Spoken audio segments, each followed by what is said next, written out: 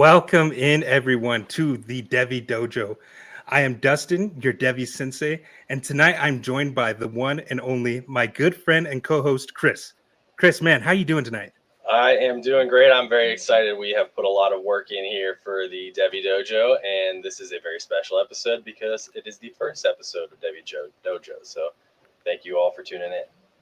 Yes, sir. Yes, sir. The premiere episode, man. Like Chris said, we've been putting in a lot of work to get this to you guys. So happy to bring it to you. And here in the dojo, our mission, really, it's simple. We're going to deliver premier college football analysis with the fantasy twist. So we're here to help you identify those early breakouts, help you build a 2 to 3 year prospect profile, and really just stay 2 steps ahead of your league mates in Dynasty before a lot of these guys even know the names.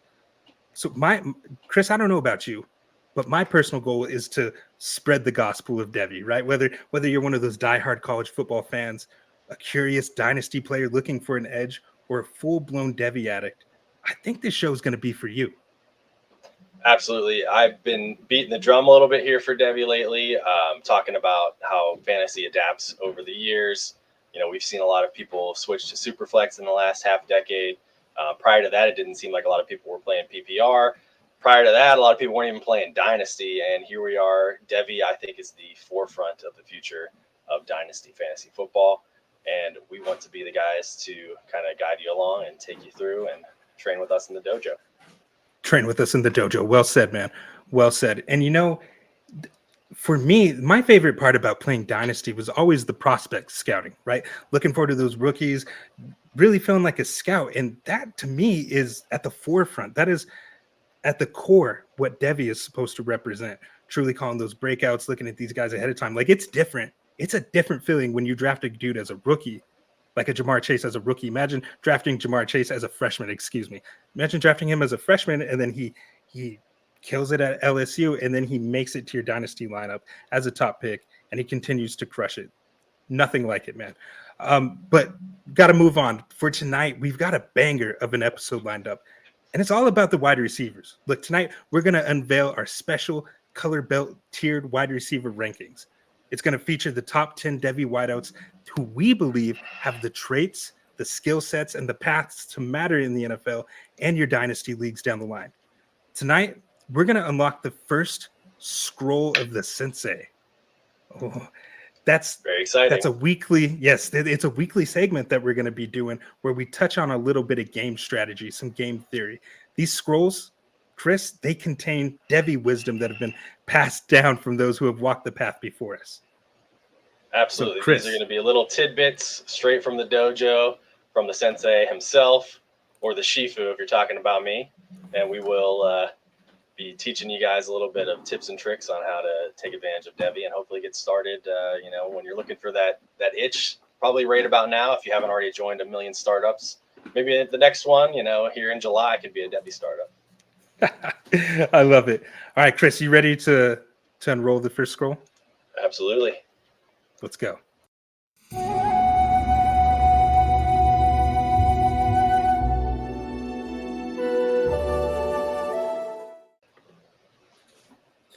Wide receivers are the heartbeat of Devy. Now, Chris, why do we start with wide receivers? Well, I don't know about you, but for me, I like to just build my Dynasty rosters in general, very wide receiver heavy. They're the ones that seem to hold the most value, year over year.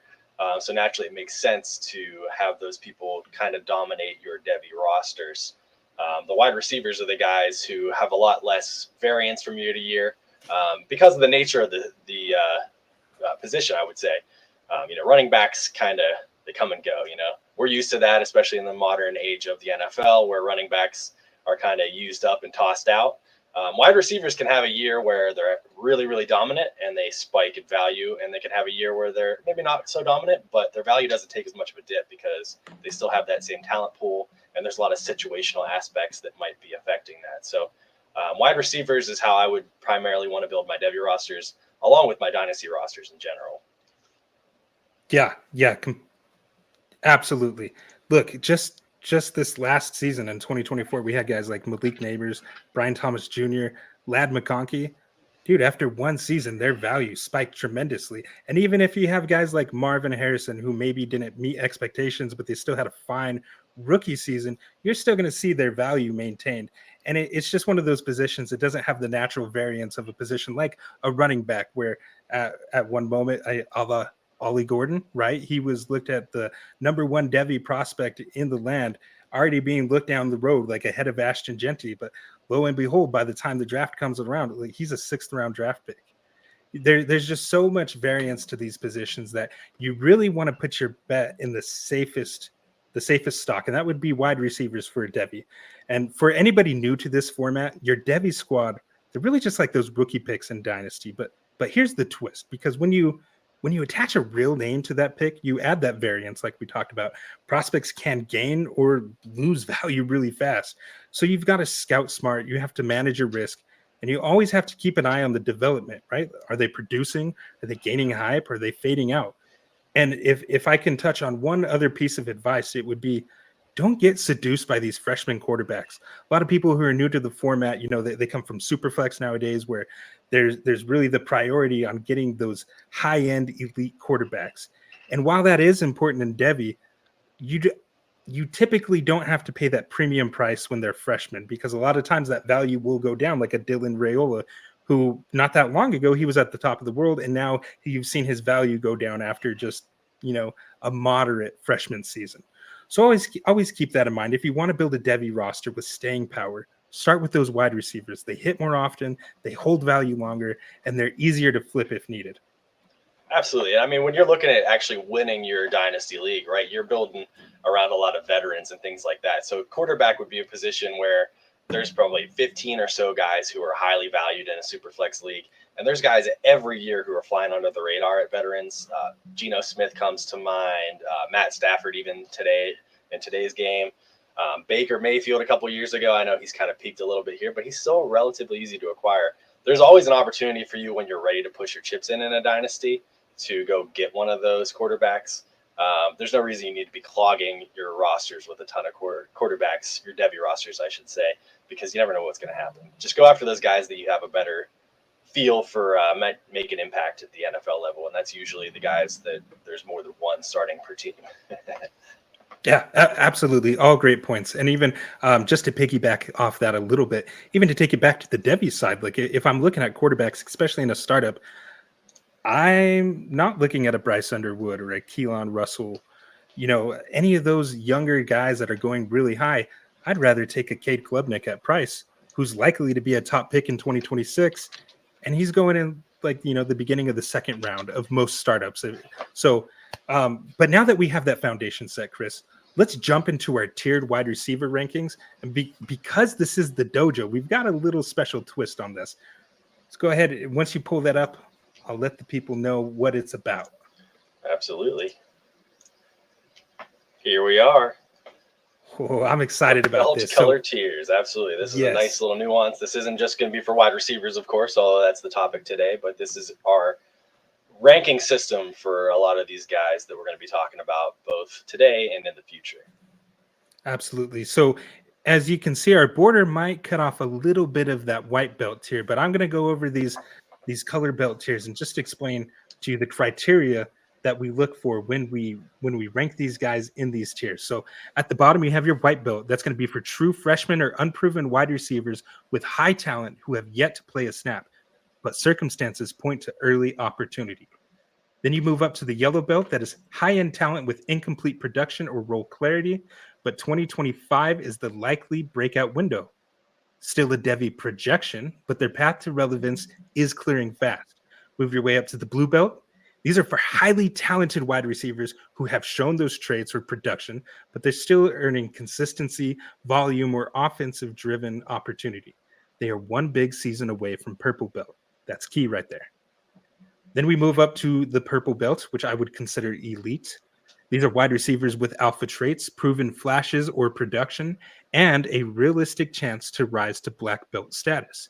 These players are highly valued Devy assets with wide receiver 1 or wide receiver 2 NFL upside. And finally, the main one right here, black belt, the rare wide receiver who combines elite film traits, early production, freak athleticism, and projected NFL wide receiver 1 ceiling. So high criteria just to meet that top belt.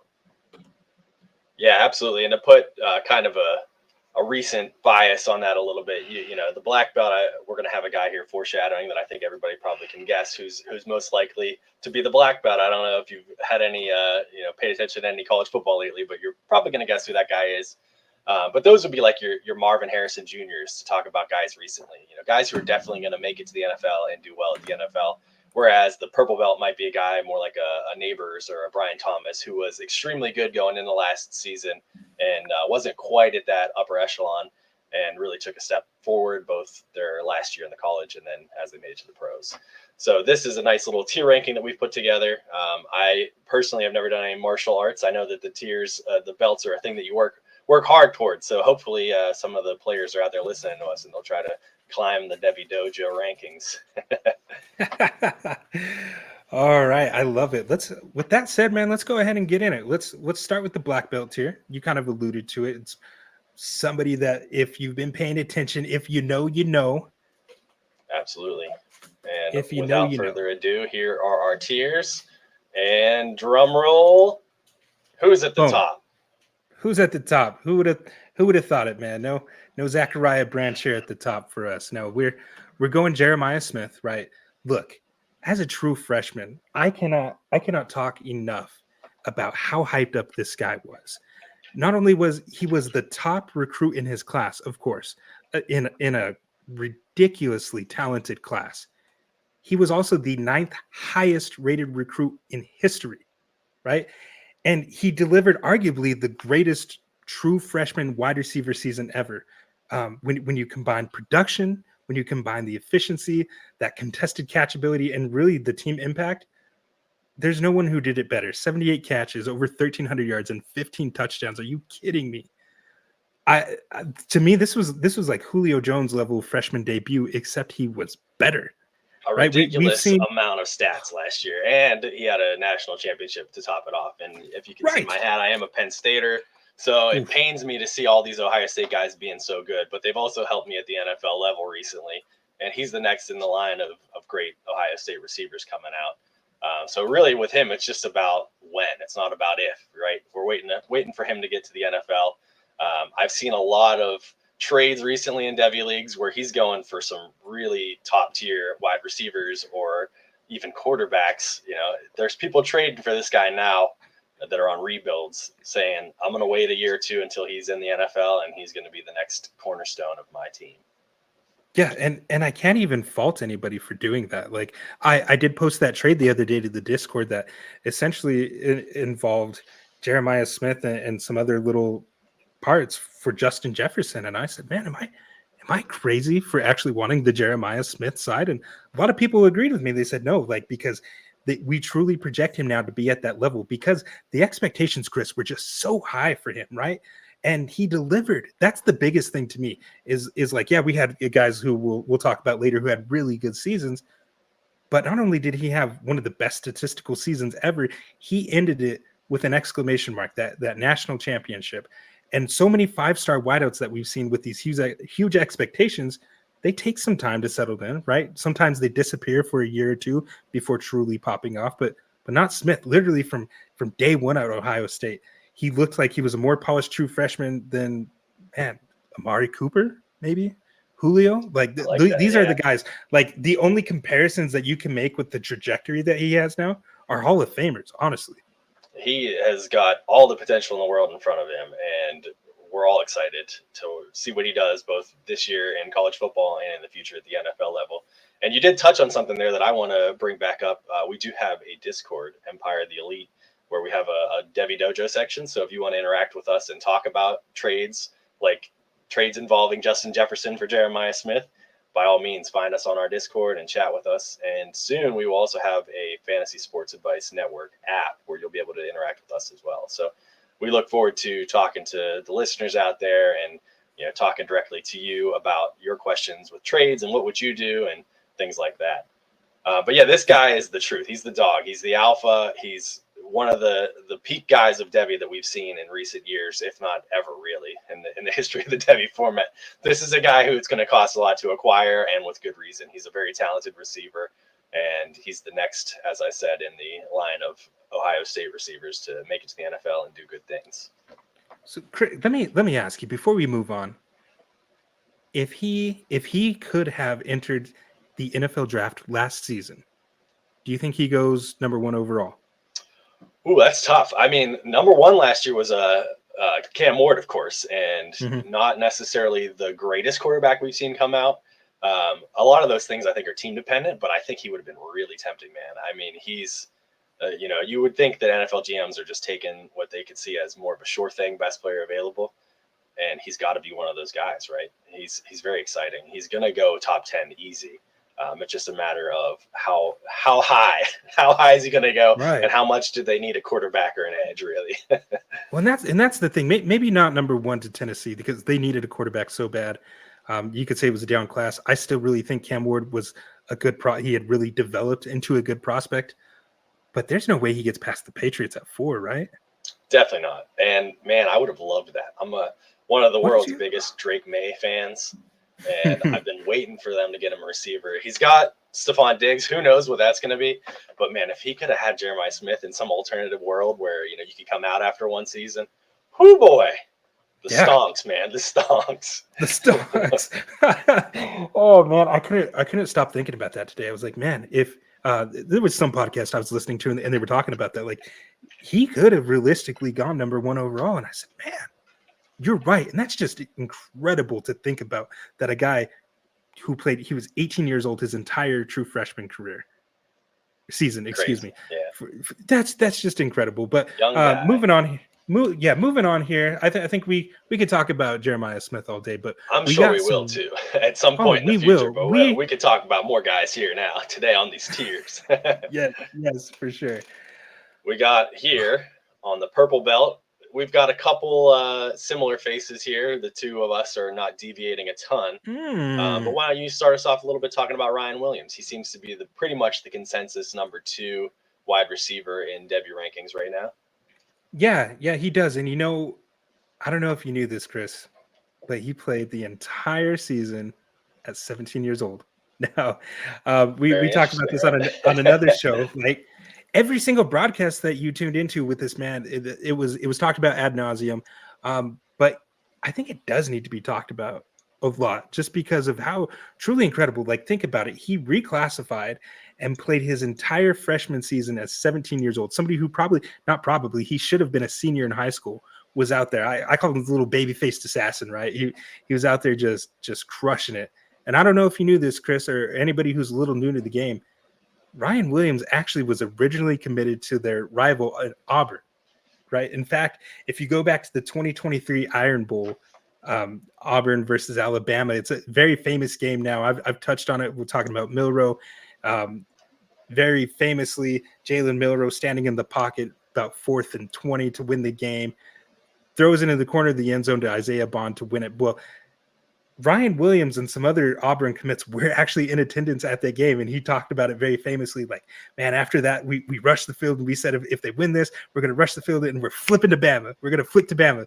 And lo and behold, he flipped to Bama, and what a good decision that was. Like, you could talk all you want about Jalen Milroe, and yeah, his statistics could have been even better because they missed on some shots, but 61 catches, 847 yards, 7 touchdowns as a true freshman in the SEC is incredible. He earned all SEC and earned multiple freshman All-American honors, which that's rare for even Bama wide receivers. And it puts him again on that trajectory with guys like Julio Jones and Amari Cooper. Yeah, absolutely. I mean, if you watched him at all last year, you can tell this is a very talented receiver. He's almost like in the cusp for me, borderline black belt already, because he is so young and he's so polished already, man. He's an exciting guy to watch. And like, how cool is that? You think about being recruited at that young and going to games. We all love the college football environment. It's great, especially in those SEC schools. Could you imagine being like, I'm seeing this in person and I'm going to that school and I'm going to be catching passes from these guys? Very exciting, man. I couldn't imagine it. I just love being in the stadium, but and he's going to have the opportunity to play in front of a lot more people for a long time too. very talented guy. He had 18 yards per catch last season. I'm excited to see what the future holds for him, man.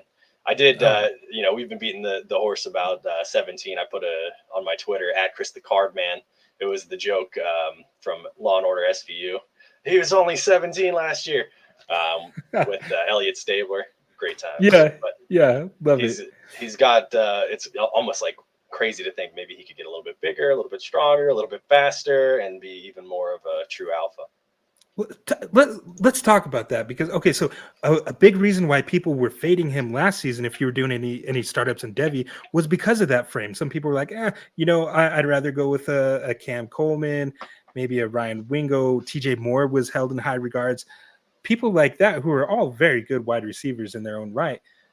But the value that you got on Ryan Williams, if you just believed in that prospect profile, because, I mean, he even had a high school tape where at that size, at that frame, he was going up, like his contested catchability and his natural athleticism to just attack the ball in the air and rise up.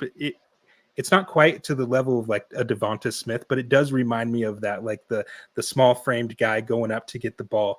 And he was polished even in his route. Like he's fast. He could go up in the air and get the ball, but he's polished in his route running nuances. He showed to me when I really broke down that all 22 and prep for this, he showed advanced route running for his age. He understood pacing, leverage, and space like a third-year college player or even somebody who's been in the league. That's just insane to consistently win on slants, digs, double moves, to have that tempo control at that age. I can't talk about it enough. And it should be mentioned. Dude, he's going to play his entire sophomore season at 18 years old. Which is 19 crazy. as a junior. Absolutely. He will play his entire rookie season at 20 years old. Yeah, nuts for this guy. And, when we talk about these guys, it's like, I don't want to end up on any lists, right? But I'm talking about, body size and how these guys might, end up projected to be built into a different guy than they are currently because they're so young. And he's really exciting to think about how he could mature a little bit. But he's already very mature, and that's why he's so high up on both of our ranks and pretty much everybody else's, to be honest. Yeah, he's a guy that, like you touched on it, he very easily could have been in that black belt tier. I wanted to. I really did. But I had to stay true. I think after this season, if with the projections that we're doing with him, I do think that we see him there. We're expecting Ty Simpson to be his quarterback, who's a former 5-star recruit in his own right. I'm not really big on Ty Simpson. Some people are, though. But like I said, he does have that pedigree. And if he doesn't work out, well, then, they got Keelan Russell just right there waiting too, which we could talk about Keelan Russell at a later episode. But just to touch on briefly, in 2 weeks we might be talking about quarterbacks. So stay tuned for that. There you go. Stay tuned. I love it. You are the master. Just to flip back to the tiers, there's a reason we put him on purple instead of black. Mm-hmm. And his stats were amazing last year. 865 yards, 8 touchdowns, but even that is like half of what Jeremiah Smith did. So as tempting as it was to put him into the black belt tier because of who he could be, he's really more of a fit for the purple belt for us. Absolutely. And I don't do comps very often. Not with guys who are at this stage. Typically when they're a little closer to the draft, I'll start pumping out some comps. But I put it in the Discord the other day. Dude, I saw this catch. I can't even remember who it was against, but I'll share it. Like, over the sideline, he just reaches up over 2 defenders, and it looks like his body is pushing him out of bounds. And he's able to just, with tremendous body control after grabbing the ball, stay in bounds, and then the defender looks surprised. And he's able to run and gain the yard and get a touchdown on that, which reminiscent. You put that play with one that occurred back in the 70s in the Super Bowl with Mr. Lynn Swann from the Pittsburgh Steelers. Oh, I love that. That type of body control, man, that's exactly who Ryan Williams reminds me of. Lynn Swann. Body control, artistry. Great one to highlight, absolutely. That's one of the things that I feel like a lot of the guys we're going to talk about today might not quite have a grasp on yet, and that's something that really elevates receivers at the NFL level, more so than the other people who are lined up right next to them with similar builds and similar speed. If you have the ability to do the things that he can do, you're going to be the next level. Yeah, and that's the thing. I don't think that that's something that can be taught. I think that's something that you're just born with. That's the ability that God gave Ryan Williams, and he's incredible at it. It's so artistic, and that's why, like, I know Lynn Swann was compared to a ballerina in the air, and that's just what it looks like from Ryan Williams. It looks poetic, and it looks just so easy and fluid and beautiful. And I just wanted to type on that. Somebody else had told me CeeDee Lamb. I could see that with some of the things he does. And even if you compare their stats as true freshmen, it's very similar. So I'm not sure I endorse that one, but I did find that very interesting with the statistics. But again, for me, Lynn Swan. I love it. Let's move on. Let's go to Jordan Tyson because we both have him together here on this tier. What this is kind of like one of your guys. I know that you kind of enticed me earlier on as I was creating my ranks to take a deeper look into Jordan Tyson. What is it about him that has you put him into this tier? Whew. I mean, last season, you just saw it all come together for him. I personally love when a guy is able to take whatever adversity they've overcome and use it to shape and mold them into where they are currently. It's why I was big on Michael Penix. And yeah, you could be hesitant about injuries. I won't fault anybody for playing a little cautious like that. However, for me, as somebody who's played the game, who's been in the stuff, I know that it's a very physical and violent game, and no one comes out unscathed. So I don't dock people too much for injuries like that, especially when they show that they've moved past it. Now, back in 2022, Jordan Tyson suffered a very serious injury, one that doesn't just like derail your season, right? It could potentially end your career. He had to spend all of 2023 rehabbing, and then he transfers, of course. He goes to a new situation at Arizona State with Kenny Dillingham, the coach. You got this new transfer from Michigan State and Sam Leavitt, redshirt freshman. You don't really know much about these guys. And then they hit Kansas State, and they were just electric. And they kept that momentum all throughout the rest of the season. No wide receiver in the country to me was better than Tyson down the stretch when they began to make that playoff push. Over the course of the last 6 games, listen to these stat lines by Jordan Tyson. 12 catches, 176 yards, 2 touchdowns. 9 catches, 125 yards. 8 catches, 143 yards, 1 touchdown. 7 catches, 99 yards, 2 touchdowns. 8 catches, 81 yards, 1 touchdown. 6 catches, 108 yards. So 4 out of his 6 final games, Tyson went over 100 yards or more. One of them was a 99-yard game, so it easily could have been 5 out of 6. That counts. That's a gimme. Yeah, dude, you have to. And now here's the part where people who aren't in on Tyson, they'll knock him, because unfortunately he did hurt his shoulder again in the last game of the season, man, right before that playoff push. And you can't convince me that if Jordan Tyson wasn't in that game, it wasn't in that Texas game in the playoffs, you can't convince me that Arizona State wouldn't have won. And I mean, kind of lends credence to the fact that they took Texas to double overtime and lost 39-31. So, I mean, to me, it's a shame that he was out on that game, man. That was a fun game. Man, it would have been nice to see him there with his boys.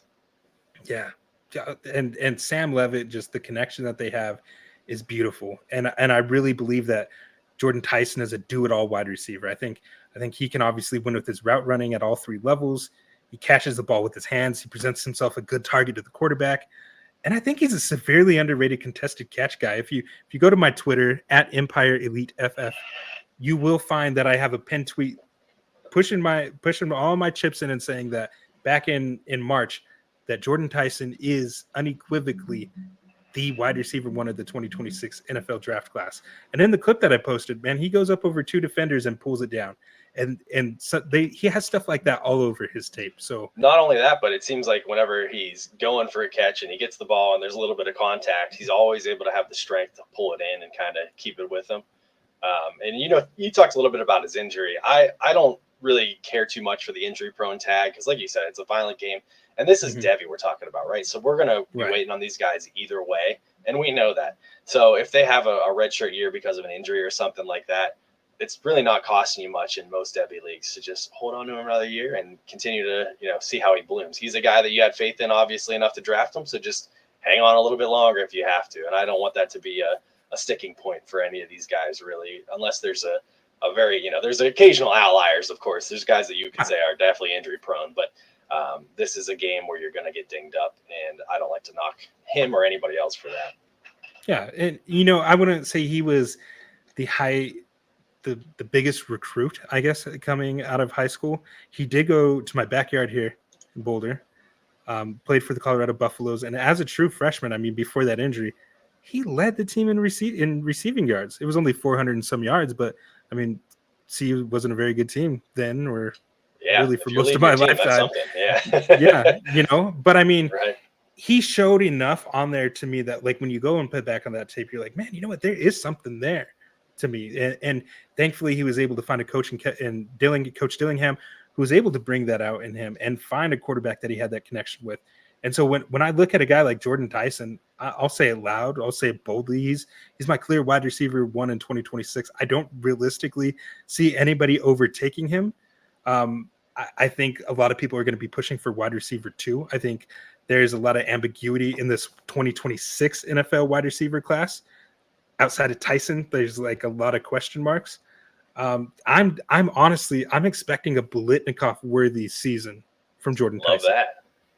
That's Yeah, calling so your shot. I like that. And that's I know calling you my talked. shot. Shout out to our friends over at Devy Planet. We were on a show with them recently, and you talked about that being the best quarterback and wide receiver tandem in college football this season. Mhm. So it's definitely exciting. And what drew me to him was exactly what you said. He picked it up as he got further removed from the summer, as he got more and more into game shape and played better and better opponents. That's when he got better. And that's the kind of guy that you want. He's a competitor. He's got that fire to him.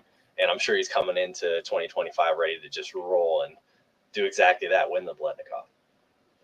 Absolutely. Now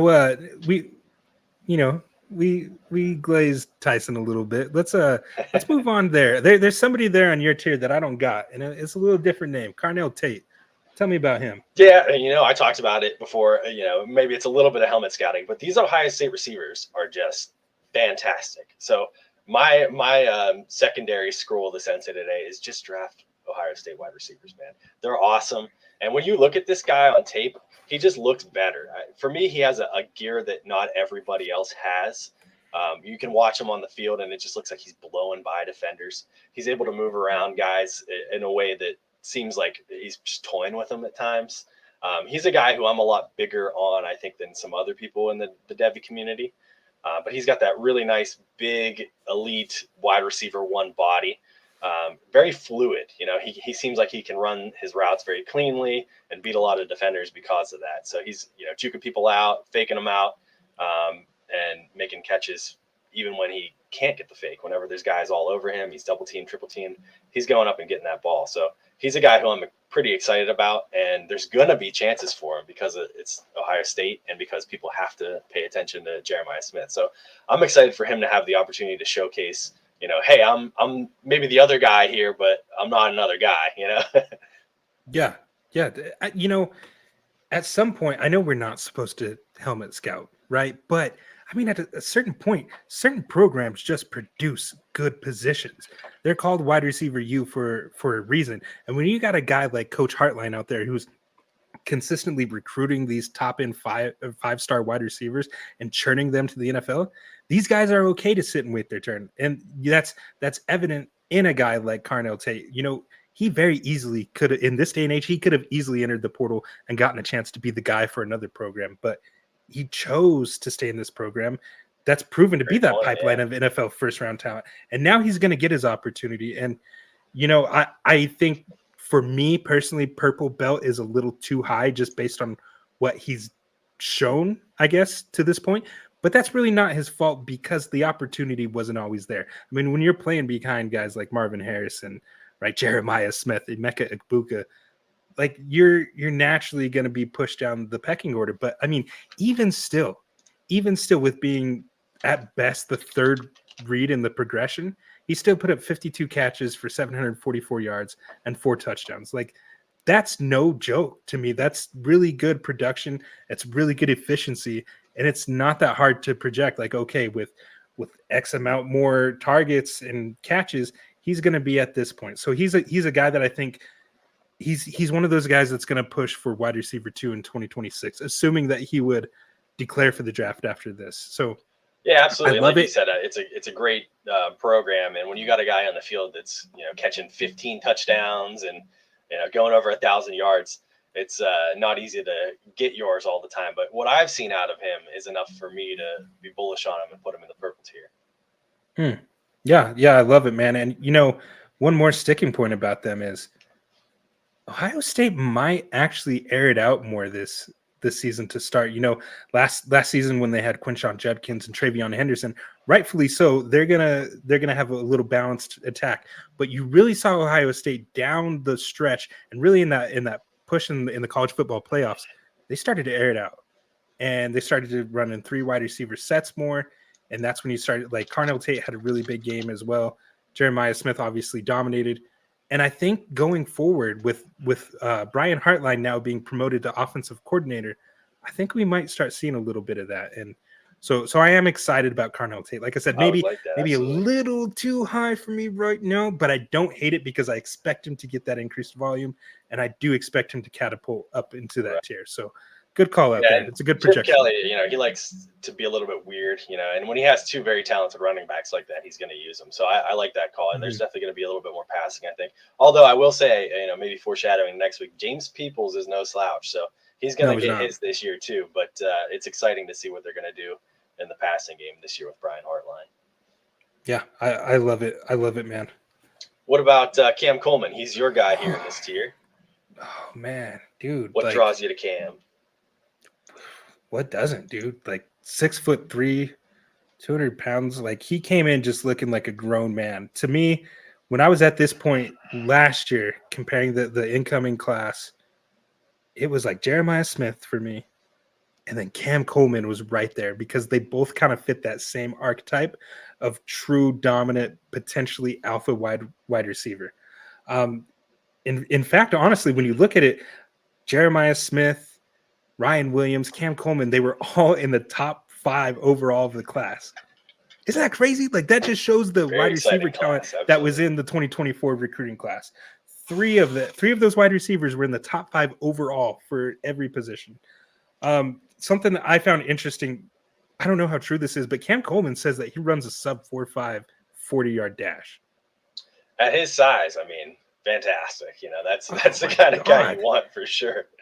I got to get some GPS tracking on that to see if that lines up. He said he did it in high school. He said he'll show it. But, I mean, on tape, he plays like he's somewhat in that range. And no surprise that with his build, he's that contested catch weapon, right? Like, really, it was a slow burn for him because he had a guy named Peyton Thorne throwing him the football who's just not a college level. Yeah, he's not a college level. Yeah, exactly, though. Like, he had a terrible situation comparative to a Ryan Williams or a Jeremiah Smith. Like, those top dogs at the position, they were just in a better situation than him overall. But he became the go-to guy towards the end, and then really down the stretch. Let's see, over the final 3 games, he averaged 100 yards per game and 2 touchdowns per game. Yeah, that's pretty. Let that sink in. That's insane. And Jeremiah Smith gets all the credit in the world for being like, we've all seen the highlights with Jeremiah Smith catching it one-handed, coming down, doing like, get off me, little man. Like, Cam Coleman was right up there with him. I put in my notes right here, down the stretch, Coleman was on par in terms of aura at the catch point. Aura at the catch point is a great way to put it. And that was on my notes as well. Not exactly as you phrase it, but he can just go up and get the ball, man. Like, he's one of those guys, you said he's big and he plays fast. Maybe we haven't timed his speed or 40 or anything like that right now. But when you're watching him, you're like, man, that guy is something else. And when he leaps up and just goes and gets it, he's a dog, man. He can go up there and just nab it away. Yeah, that's his superpower. And obviously he's not a super clean prospect. He has some things like all these guys that they got to work on. I think he needs to smooth out a little bit of his route stems, little footwork stiffness early that I saw. But I mean, that's me being nitpicky, dude. Like, he came out and balled just like he was supposed to. And I think this season, like, a lot of people like to hate on Jackson Arnold, who's the transfer, obviously transferred from Oklahoma. He was very highly touted, Jackson Arnold, a highly touted 5-star quarterback. It didn't really work out for him in Arizona. There's a lot of context. They had a porous offensive line, very banged up wide receiver room. I think the talent's still there. I'm not ready to give up on Jackson Arnold. And maybe Jackson Arnold is definitely a better situation than he had last season too. Plus, I would be remiss if I didn't shout out Baby Jark being in that backfield last year too. So when you got Jarquez Hunter, you gotta use him. I'm going to move on to the next tier only because I want to keep talking about Cam Coleman. He is on my blue tier list here. He's one of those guys too. He's kind of in between for me, and we've obviously just been talking to a whole bunch. But since we're talking about the offense there, I think Jackson Arnold is going to provide a much better opportunity for him to go up and get his next year as well. And Eric Singleton's another guy who isn't going to make my tiers here today, but is a guy very, very close to my top 10. I like Eric Singleton Jr. a whole lot. And when they're going to be there together in the system, I think it's going to be an opportunity for them both. Eric's a little bit of a faster guy, I think more of a field stretcher, and I think that's going to open up an opportunity. He's transferring in from Georgia Tech, and I believe that Cam Coleman's going to have a lot of opportunity to feast because he's not going to be the primary focus of the defenders. There's going to have to be a little bit more scheming there as well. Okay, I could dig it. Yeah, I was really surprised, man, when I saw this Cam Coleman in the blue. It just, man, I don't know, man. It felt a little low. But I get your rationale. I just love Carnell Tate so much, and the other three guys. We're talking about tiers. We're splitting hairs here, and he's definitely close. There's just guys that I'm a little bit higher on. So from my point of view, if I'm going to be reaching for guys, it's going to be the other three over him. But I get it. He's the guy everybody wants right now. He's a hot commodity, often going in the first 2 rounds of Devy startups. So, I take him with confidence. 104, 105 in Devy startups always. Like, until the ones we got into, really twos. But I wouldn't be waiting on that long. No, not at all, man. Part of that vaunted 2027 class. Like, even looking at your list right there, there's 1, 2, 3, 4 guys right there just in your list that will be I'm sure that even if you don't play Devy, you're already feeling the pain because it seems like people are much easier to give up 26 picks than they are 27 picks, and hopefully you can see why. Yeah, exactly. So this tier is where we seem to deviate the most so far. We've touched on Cam Coleman for me. We could talk a little bit about one of your guys here. Who do you want to start with? I'm gonna go TJ Moore. Absolutely. TJ Moore, he was viewed as the consensus wide receiver 4 in his recruiting cycle behind Jeremiah Smith, Cam Coleman, Ryan Williams. We've talked about all them. He's another guy that took a little while to get some burn, but he and his teammate, who we'll talk about, Wesco, started to get a little more of that consistent usage down the stretch. I think he's severely underrated in his contested catch situations. He can make a nice catch with the defender all over him. But to me, what I love about him is he shows great alignment versatility, evidenced by his 28% snaps from the slot. Now, when you look at his profile, you see a guy who's 6'3". They often compare him to T. Higgins there in Clemson. They say like he's T. Higgins reincarnate, but I think he's already so much more advanced in his route running than T. Higgins ever was as a collegiate player. Just the way he wins, and really down this stretch when he started to get his burn, they started to move him in the role that they had Antonio Williams playing out of the slot and attacking the middle of the field. So when I'm projecting forward in this Garrett Riley system, that's like what you want, right? You want your guy we're operating out of the slot. You want the guy that's moved around. And so that's why a lot of people looking at 2026, they think Antonio Williams is the guy. But I'm looking at it and I'm not so sure, Chris. I think these young freshmen are really going to push him down the pecking order. He's just smooth. He's an advanced route runner for his age, clean footwork. There's a lot to like. And it's so crazy to me because he was so highly touted, and it was like he didn't reach whatever unrealistic expectations people might have had. And now he's going in Devy startups a lot of times like at the end of the first, which is just crazy to me.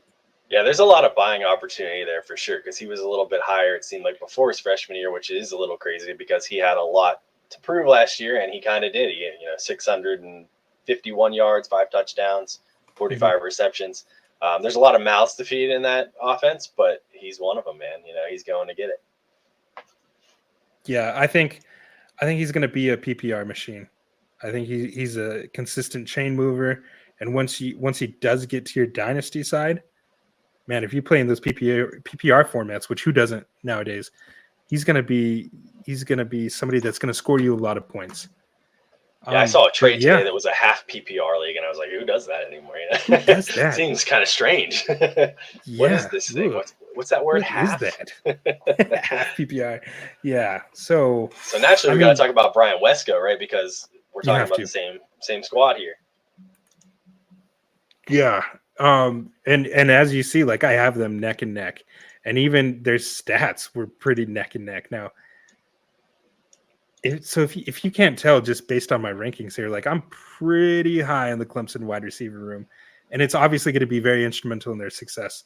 Like TJ Moore, Byron Wesco had to travel, he had to battle through that legit target competition, and he came on strong at the end of the season. You really saw these two at the end of the year really come on. I think Brian Wesco already established himself as that go-to vertical threat, and man, Klubnik was cooking on those deep shots towards the end. I think that's a sign of the future. That's what I'm projecting forward. I'm looking at those connections that they had.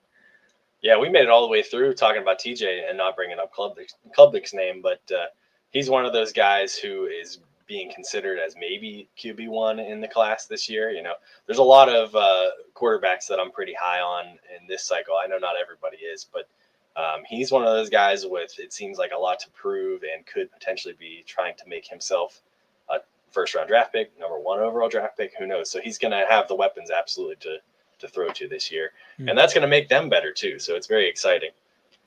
For me, Wesco is a guy who I really like. I had him, foreshadowing, 1 tier down in the yellow belt because I do believe him to be a high-end talent. He just hasn't quite had that, consistency yet to maybe put him up to the blue belt, but I can totally understand why you did it. I like him a lot. He's fast. I think he was a jumper in high school. So he did like triple jump and high jump. And so extremely athletic guy. And he had a great game in the ACC championship last year. He might be a little bit skinny. So we'll see, if he could put a little bit more weight on, but that doesn't necessarily make it a bad thing. We've seen tall, skinny guys before go out there and do it. Well, here's the thing, though, on the skinny frame, because I see that as a knock for him a lot. And admittedly, I did that too. But here's the thing. He's a young, true freshman, right? He's going to hit the college strength and conditioning program. So, I mean, I'm not too worried. It's kind of like the Ryan Williams thing. Like, I fully expect him to grow into his man body. But he displays everything that you want in that deep threat. The jumping ability is incredible. Little skinny, but, I mean, he can high point the ball. I saw a big value bump in him this season. I've seen a lot of people in the community, and it's looking like you're one of them, who actually they're beginning to put him over TJ Moore. I think both play different roles. It's kind of like a pick your flavor, but they're a dangerous combo. Absolutely. And I've talked about it before, but this is episode 1 of the Dojo. So one of the things I like to do is watch interviews with these guys, because for me, maturity has a lot to do with how are you approaching the game and how are you going to develop enough to become an NFL draft pick. And I like him. There was an interview with him earlier this spring talking about, now he knows the playbook. So last year he was still trying to figure things out.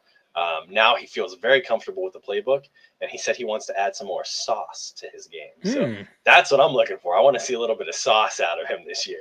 Right. We kind of got to pick it up a little bit. I'm going to touch on Nick Marsh before we move on, just real briefly. This is another one of my guys. I don't think you have Nick Marsh in there, but to me, he's one of the forgotten. You have turned me on to him a little bit, yeah. Okay, yeah, dude, he's one of my guys, and yeah, if you're in the Discord, you see me singing the Nick Marsh praises consistently. I like to refer to him as the forgotten wide receiver of the 2027 class. He wasn't very highly touted. I think he was ranked wide receiver 22 of his class. But when you look at him, he found a way to be just as productive as the other guys that I have in this tier in TJ Moore and Bryant Wesco. Still had that same range of production, but his situation was just terrible. You talk about a quarterback who might not be a college quarterback. That's Aiden Childs for Michigan State. And, it didn't look very pretty, but week 2, Nick Marsh broke out against Maryland, 194 yards, a touchdown. He had the 77-yard touchdown that just really opened my eyes to him, where at the top of his route stem, he did a sudden little hit move right there to gain that extra separation at the top of his route. And he broke off on a post not wide open, but he got that separation needed. He tracked the ball excellent, just over the shoulders, into the hands, tucked it in for a touchdown. And I was going, whoa, that's next level stuff. like showing that in week 2. And then immediately after that, he was just the focal point of the offense. Unfortunately, a lot of defenses were able to focus in on him and bracket him in coverage. So he wasn't as productive as he could have been, or as much as he could have been with at least average quarterback play. Occasionally, Aiden Childs would hit you on those deep balls, but I mean, the consistency with him was just tough. So, I mean, projection looking forward, I did say this on the episode that we did with our friends at the Devy Planet. I wouldn't be surprised if after this year he transfers. And then now, how do you look at Nick Marsh if he goes to a program like Alabama?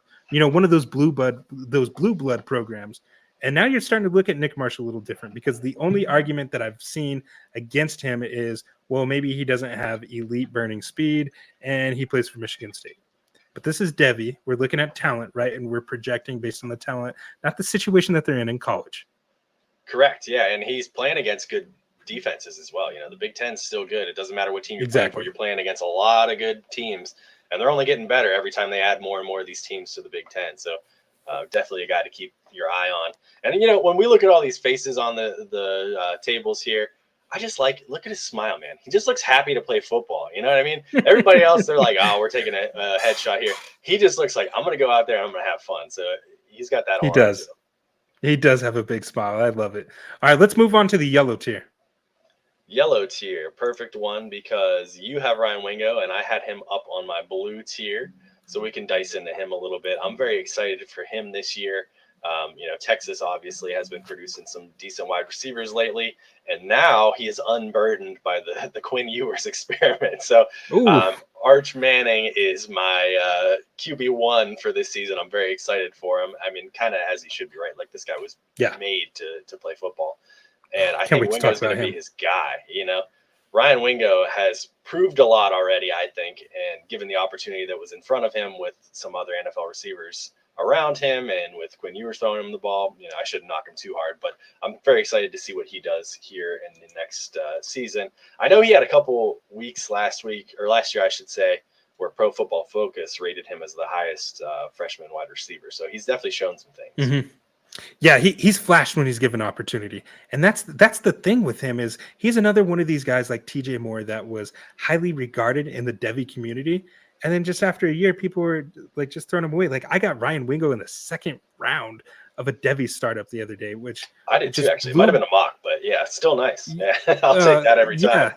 Dude, like, it's incredible because you're able to project, okay, Matthew Golden is gone. Isaiah Bond is gone.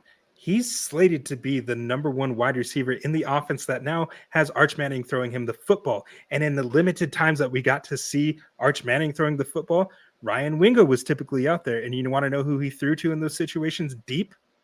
Ryan Wingo. That is his guy. That is his bread and butter. He has a different level. He has like a different gear that he can hit and that speed. He's one of those track guys. I believe he ran like a 10,500 meter.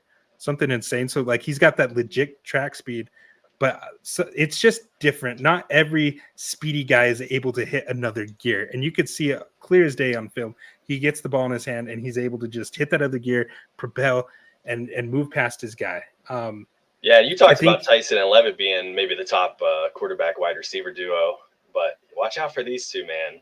Arch and him, you know, if they start out hot, they could be the ones to look out for on that level there. Absolutely. One thing that Coach Sarkisian will always do, and he's shown this in his time at Texas, is he's going to recruit speed at the wide receiver position. And you're coming off Xavier. Right? Yeah, you have Xavier Worthy, Matthew Golden, Isaiah Bond, pretty quick. And now I'm anxious to see just how fast Ryan Wingo is. But I think we've talked about him enough. Let's go ahead and finish with our white. We are bridging the gap. We skipped over Makai Lemon since we're trying to double dip. We did. Our tiers a little bit shuffled up here. So I want to talk about this guy, and I'm sure you do too. I don't think he's on your list, but you're a USC fan. So he's a guy for me who I think is a little bit polarizing. It seems like as we test the waters and gauge other people's opinions of him, some people think he might not have the high ceiling that other wide receivers do. But for me, I kind of like that because I see a guy who's probably going to go in the top 2 rounds of the NFL draft, maybe top 50. And he reminds me a lot of Emeka Egbuka, one of those guys who's just going to get open and be kind of like a safety net for a quarterback. So maybe racking up some PPR monster type stuff. I don't know that he has the build to be an outside wide receiver at the NFL, so he might be a little bit more locked into the slot. But he's going to have a lot of opportunity here at USC this season. And I think when you watch him run routes, man, he can just get open. He does a lot of tricky moves where he'll fake out a defender, thinking maybe he's going deep and he's cutting back on a curl or something like that. He's always getting open, and I think he's going to be one of those guys where is the ceiling sky high like it is for some of these other guys? Maybe not, but the floor is so high that I love putting him right here in this blue tier because he's a guy that if you can get him in the middle rounds of your Devy drafts, why not, man? He's got a role, I think, at the NFL. So he's a bit of a safety pick, and we all love gambling, we all love being right, but he's one of those guys who I like to just kind of firm up your rosters there in the middle. Yeah, I noticeably do not have him here in my rankings. I have him at around wide receiver 11 or 12, so just missed the cutoff for me. I mean, you highlighted all the strengths that make him very appealing. For me, I am one of those people who think that his upside is capped. We'll see. Like you said, he is going to have a role in the NFL just based on what he could do operating out of the slot. Yeah, it's not a bug. That's a feature, right? It really is. The slot guys can make their bread and butter at the NFL level these days. So, I mean, there was a pretty good slot guy for USC who made a living attacking zone. That was Amon-Ra. I don't know if he's Amon-Ra. I don't think he's at Amon-Ra level, but I want to be careful how I phrase this. They both are able to attack zone in much of the same way. They're able to see it, identify it, and they sit in the soft spots, or they're going to attack vertically when they're coming down. So a lot of things to love about Makai Lemon. I just and he had like a 3.03 yards per route run last year, which was top 5, I think, among Power 4 wide receivers. So that's one of my stats that I really like. I know we're going to dive deeper into stats in a future episode, but yards per route run is one of my favorites, and he was very, very high up there this year. So looking forward to see what he can do in 2025. Yeah, you got to bring that analytical juice, man, because I did not know that. I'm not obviously not an analytical guy, so that's why we're going to work well together, man. Absolutely. So we've touched on all of these guys so far, so I'm gonna hide our border here just so we can get a better view on our white belts. So I have 2 players, and you have 1, and the one that we both share is Decorian Moore. So why don't we talk about him a little bit? Okay. Noticeably, he's my only freshman on this list, right? He's the only freshman that made my top 10. He's a noted 5-star that played with Keelan Russell at the legendary Duncanville High School in Texas. I don't know if you know anything about Duncanville, but they have literally a historic relay and track and field team.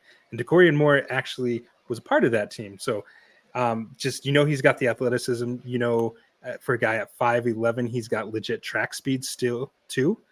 But what I love about Decorian Moore is he actually plays a lot bigger than his size, and he uses that athleticism to win in those jump ball situations.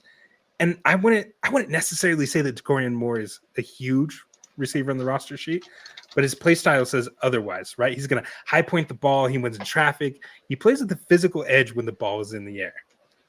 Chris, did you happen to see the clip in spring practice, the spring games? I don't know that I did, actually. Oh, man, it was down the sideline. He had a highlight catch down the sideline for long gain against tight coverage. I'll share it with you, but it was like his I'm here moment, and it was right before the Evan Stewart injury too. So it was like, I know, what a shame. That's going to open up a lot of opportunity for him, though, which is why I think he's been climbing a lot of people's boards. He's definitely the true freshman who is getting the most hype right now in Devy format. Poor Evan Stewart, though. That's a shame. I watched a lot of Decorian Moore's high school tape, and he is well worthy of the hype right now. With our white belt being true freshmen and guys who haven't really seen a snap yet, there's a reason he's on both of ours. Yeah, he's a guy that he got that immediate bump in ADP, and I think he's going to be a guy that progresses on our color belt tier list. But of course, for now, being a freshman and not having played, you kind of have to put him here. But there's a lot to be excited about. Talking about that bump in ADP, though, I kind of want to touch on some things here. That could be good or bad, right? Like a lot of people are now bumping him up their boards just because of that opportunity. And while you do always want opportunity, I do want to caution people because what I'm hearing from a lot of people in the community is, Decorian Moore is the next Jeremiah Smith. Decorian Moore is the next Ryan Williams. And I do just want to caution you to not go into the season with those expectations. If he hits it, great. But those are the expectations that can get you in trouble. I expect him to have a great season. I think he will operate well with Dante Moore, which is going to be the more to more connection. I think he fits well in this offense for what Will Stein wants to operate. You know, he's going to dink and dunk a little bit and hit you over the top. And now they have a guy that's slated to go in that role. So I'm over the moon for him. I really am. But I do just want to caution the listeners, temper your expectations slightly. He's not in the same mold as Jeremiah Smith is. But then again, who is? That's a great point. Yeah, we don't want to – these are the guys who let other people, if they're going to overdraft them, by all means. You know, there's a lot of value, as we just highlighted with guys like Wingo, and a lot of value to be had on players who may have been a little higher, you know, in their younger years coming out of high school and things like that. And then you can scoop them up a little bit later in their collegiate career there. So yes, sir. Let other people overdraft them, but we are very excited about him. And that's also why I have Jerome Myles here on my top 10. This is like a plant your flag moment for me. He's a guy who you could get pretty late because not too many people are quite thinking about him yet. But he was the #1 recruit out of Utah, #3 wide receiver, I believe, in his class. And he's a guy who I really like. He's 6'2", he's 210 already. So he's got a nice little build. We could project a little bit more out of him there. You know, the reason we played Devy is because we want to be right, you know, right? We want to hit those lottery picks and just say, haha, I was on him before you. So I'm going to say, haha, I was on him before you. He's a guy who I see a raw player. I really do. When I watch him, I love how fast he is. I think he can accelerate right off the blocks really quickly. I think maybe if he gets the right coaching, he could be one of those really, really high echelon guys. But he's got a little bit of, you know, route running maybe to work on and things like that. But the physical tools are there, man. And there's a reason he was the #3 wide receiver. So I'm looking forward to seeing what he can do. Absolutely. Yeah, I love it, man. Now, admittedly, Jerome Myles is somebody that I haven't delved too deep in. But my guy, Josh, Civilhawk in the Discord, he's looked at a lot of Jerome Myles film, and he told me that I'm too low on him. So maybe I should have him in this tier. You know, I know the few things that I do know about him, I really like. I know that he ran a 10.3 100-yard. 10.3. Dude, 100 meters? 10.3? That's incredible speed. That's like Tyreek Hill level speed. That's fact check me on that. Fast. But it's really, really exactly fast. So, I mean, but that sounds about right. I mean, he's lightning. And like I said, he can get off quick, which is what I like. He's picking up his speed. He's not slow to do any of that. So if he gets the right coaching, and he's going to A&M, so he's going to have the opportunity in front of him to suck up some of those targets and play against really talented defenses. So looking forward to seeing what he can do. And this is kind of my let's put a stamp on him early moment. Yeah. Well, Chris, I think we made it to the end. I think we did. Look at that. We did pretty good time too. Episode 1 under wraps. That's going to do it for this episode of Devy Dojo. And to you, the listener, if you enjoyed the show, if you got some value, or if you learned anything new today, do us a favor, hit that like button, subscribe to the channel, make sure to turn on the notifications too, so you don't miss out on our next scrolls or when we start going live. And I want to hear from all of you in the comments. Who's your top 10 Devy wide receiver? Give us your top 10 Devy wide receiver rankings right now in the chat. Let us know. Did we get it right? Are we too high on someone? Too low? Yeah, tell us how we're wrong too. Absolutely. Yeah, I want to get the discussion going because I'm going to interact with you in the comments. I know Chris is probably going to interact with you in the comments too. Remember, this show isn't just for us. It's for the whole dojo. And in my mind, your takes matter. Your sleeper picks matter. Let's make this the best Devy community out there. Absolutely. Come find us. You can see we got Dustin at Empire Elite FF on Twitter. I am at Chris the Cardman on Twitter. As mentioned, we have our own Discord too, so reach out to us and we'd be happy to interact with you. Catch us next week. We are going to be doing our top 10 running back rankings. So until next time, I will see you in the next session. Thank you. We are here. FantasySportsAdvice.com, offering the best fantasy sports social media platform. Why join endless Discord communities or the trolls of Reddit? Fantasy Sports Advice is a community designed to help you win with 24/7 support. Go to FantasySportsAdvice.com and become a pro member for unlimited access